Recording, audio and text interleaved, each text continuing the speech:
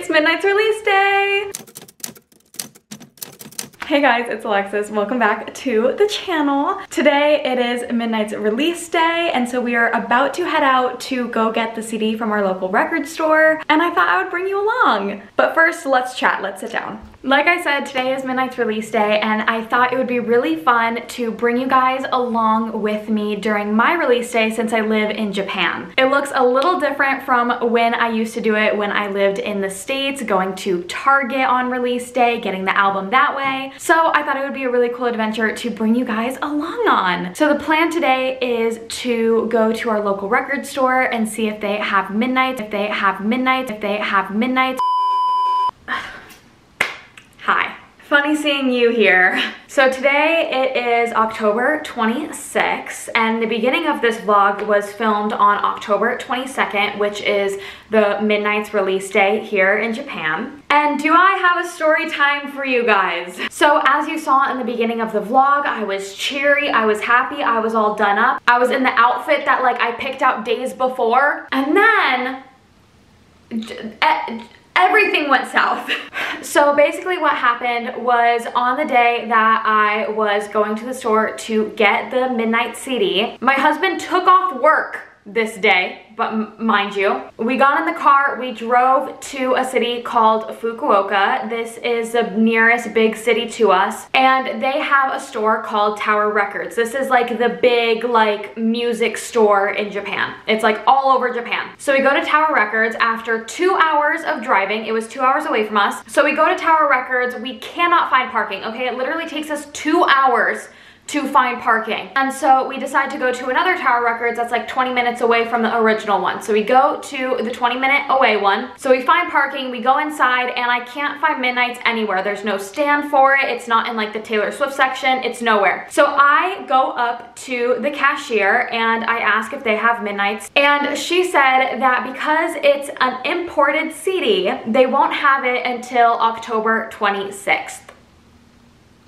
Because of like shipment delays or something. And you might be thinking, Alexis, you're in Japan, why did you think you were gonna get it on release day? Because for Red Taylor's version, which was the last release week I was here for, I got the CD on release day. I went to Starbucks to get the Taylor's version drink. They had a whole promo for it on release day, okay? So I thought that just like Red TV, Midnights was going to be in Japan on release day. But I was sadly mistaken. I did not get the CD. We drove all that way for nothing, and I was really sad. I was like, I just want to go home. I want Target. I miss Target. I want to see my mom. I was just going through it. So anyway, here we are on October 26th. We are not driving all the way to Fukuoka this time. My husband's at work. He's going to come home from work, and we're just going to go see if our local bookstore has it. It's the same spot that I got Red TV at. I saw yesterday on Twitter that some Japanese music stores was already getting Midnights yesterday. So I guess we'll see if my store has it. But anyway, welcome to the vlog. Here it is. My goal in this vlog was to show you how release week is internationally. And this is how it is. Obviously, I've already listened to Midnights. If you follow me on my Instagram or TikTok, you know this. But I will be answering some of your guys' questions about my opinions, my thoughts, all the things at the very end of the vlog. So we'll sit down in this exact same spot and go through your guys' questions and have a little chit chat about Midnights. I'm gonna get ready to go. I don't know what I'm wearing. I don't know if I'm gonna wear this or if you're gonna see me in a different outfit.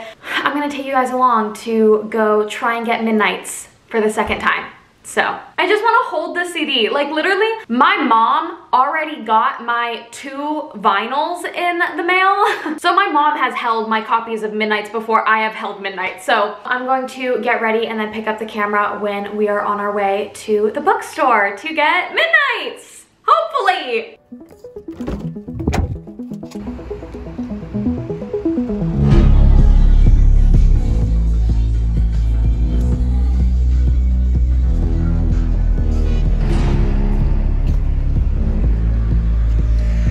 Okay, we are back home. I got into comfy clothes, took off my makeup, put up my hair, and I'm ready to give you guys a little haul. So we got the goods. I got some clips of what the little area looked like in the store. They just had a little tiny area for Taylor, and they didn't have the Moonstone CD. So I wanted that one, even though it's on its way. I pre-ordered it, but I wanted that one, but it's okay. I probably shouldn't have gotten that one anyway. And the only ones that they had were the 3 variants. So I got one of the variants that I needed, and we're gonna go through it. So here we go. I also have some tea, so we're really ready today. Okay, so I got the Mahogany edition. This is the one that I didn't pre-order that I needed to complete my little CD collection. So we have this one, has the clock on the back.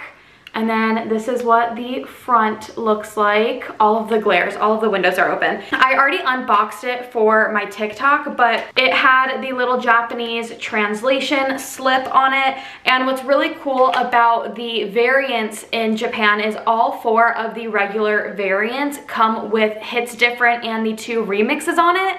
So this CD has Hits Different on it, which I'm very excited to listen to. And so this is what it looks like inside. It's literally so beautiful. And then something really cool that I didn't know I was going to receive with buying it. I thought it was only like a pre-order thing, but if you guys don't know, usually Taylor CDs in Japan come with like different unique things specifically for Japan, like little inserts. And I was kind of surprised that Midnight's didn't have it. Like for Red Taylor's version and Fearless Taylor's version, it came with like a little special edition guitar pick. And so I was kind of surprised that Midnight's didn't seem to like have any of those inserts. But when I was purchasing, the cashier went behind the desk and brought this out. So I guess this is the little gift that you get in Japan when you buy Midnight's. So it's a little filing folder. It has the cover on it, Taylor Swift Midnight's, and then on the back it says TS. And it's just a little plastic filing folder for like receipts, letters, bills, I don't know, but it's really cute. So this was my little Japan release week haul. I'm very happy. Okay, now that I showed you guys what I got today, I wanted to go through some of your guys' questions about Midnight's that I got from my Instagram. I asked you guys to ask me some questions regarding my opinions, my thoughts, so I thought we would answer them. Okay, so I have a few on my phone. The first question is thoughts on the 3 a.m. songs. Were you surprised? Yes, I was so surprised. I definitely did not think it was going to be like half of an album. Like I didn't think that that was going to be what the surprise was. I totally thought it was going to be a tour announcement, but I was wrong. Like it was a few hours after we got Midnight's, right? So I just like listened to all of Midnight's and I'm like trying to process like the 13 songs. I'm like, okay, I'm content with these 13 songs, gotta learn the lyrics, all that whole gist. And then she was like, just kidding, there's 7 more songs. So I was very overwhelmed, but now that I've had everything, my favorite song is on the 3 a.m. version, so I'm very happy that that's what the surprise was. Was the album what you expected?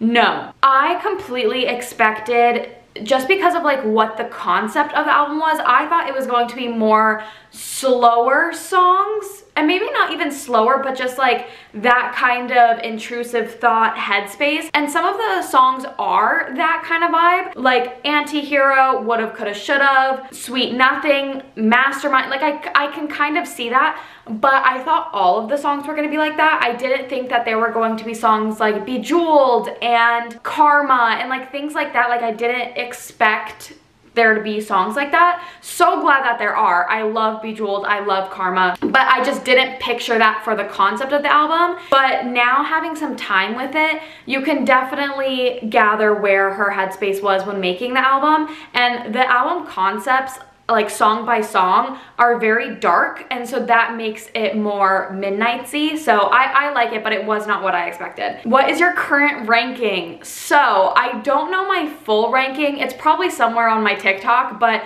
my top 3 songs are Would've, Coulda, Should've, Anti-Hero, and Mastermind. Those are like my top 3, my golden trio right now.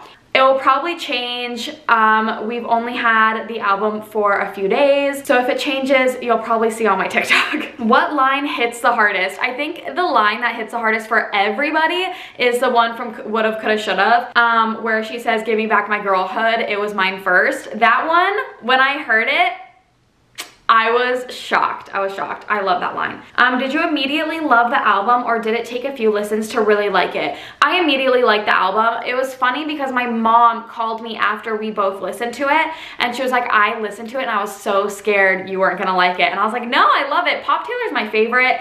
I love Pop Taylor. I think it's just the 1989 in my heart that's like in love with Pop Taylor, but I love Pop Taylor. I think she popped off. Were you upset that Lana didn't have a verse on Snow on the Beach? No, I wasn't. I know a lot of people were. I've never listened to Lana Del Rey. I know that's very uncultured of me. And personally, I really like Taylor songs when there's no feature. I am not a fan of her features. So having only one feature on Midnights, I was like, yes, okay, I could just get through one song.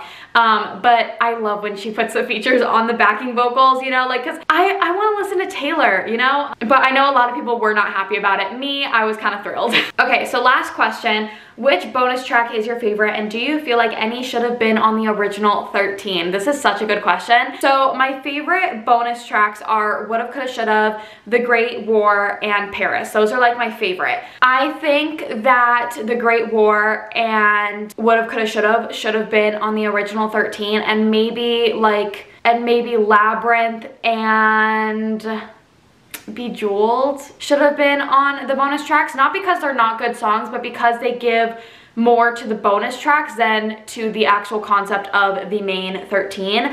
Would've, Coulda, Should've is my all-time favorite song off of Midnights. It beat Antihero for me, which was like huge. I just think Would've, Coulda, Should've is like the prime example of what I would think like a song off of Midnights would sound like very intrusive thoughts. Like everything in Would've, Coulda, Should've is something that I feel like we would think about at midnight, like stay up thinking about. So I really love that song and it definitely should have been in the original 13. But that is it for the little makeshift release week vlog. I wanted to show you guys what release week was like in Japan, being international, and this is what it's like. Sometimes you don't get the CD when everybody else does, but you get cute little gifts, so that's a plus. I hope you guys enjoyed this video. If you want to see any more of my adventure or thoughts or opinions about the album or what I did on release day, all of that is on my Instagram and my TikTok. I will have it linked down below. Let me know if there are any Midnights related videos that you would like to see on my channel. I would love to do them. And make sure you're subscribed and turn on the post notifications to get notified whenever I upload.